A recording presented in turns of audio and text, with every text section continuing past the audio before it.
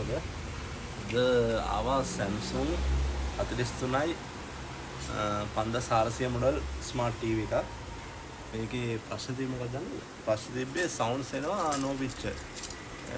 මේක light picture එක මේ ලයිට් ටික දාගත්තා මම ලයිට් එක මේ පරණ ලයිට් ටික.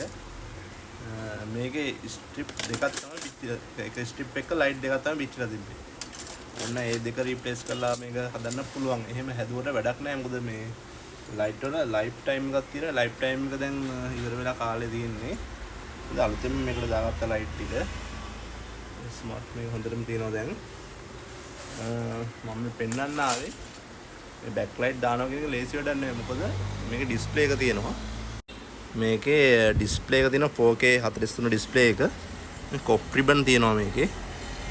දැන් ගොඩාක් අය YouTube වරේ මේ බලලා ගලවන්න ගිහිල්ලා මේවා ඩැමේජ් කර ගන්නවා. එකක් ඩැමේජ් වුණත් මේක 15ක් විතර යනවා. ආයි ෆික්ස් කරන්න මේ කොප් රිබන් එකක් ගහන්න. ඒකත් මැෂින් එකකට දාලා ගොඩක් තැන් වල නෑ. කරගන්න ඕනේ. ඒක අමාරු වැඩක්. ඒක නිසා දන්න කෙනෙක්ට දීලා මේ වගේ බෑක් ලයිට් දාගන්න. ගෙදරදී ගලවන්න යන්න එපා ගොව් මොහොතකවත්. ඉතින් ටීවී එක මේ ඩිස්ප්ලේ එක මේ මම ගලවලා තියෙන ප්‍රේම් එක මේක අයිනක් හරි පොඩ්ඩක් යනොත් මේ ට්‍රැක් වෙනවා ඔක්කොම ඩිස්ප්ලේ එක දාන්න 60ක් විතර යනවා මේකේ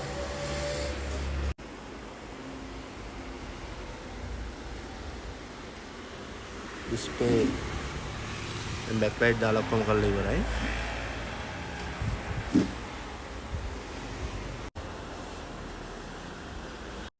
මේකට ඔරිජිනල් බෑක් ලයිට් සෙට් එක තමයි දාගත්තේ කම්පැනි Samsung සෙට් එක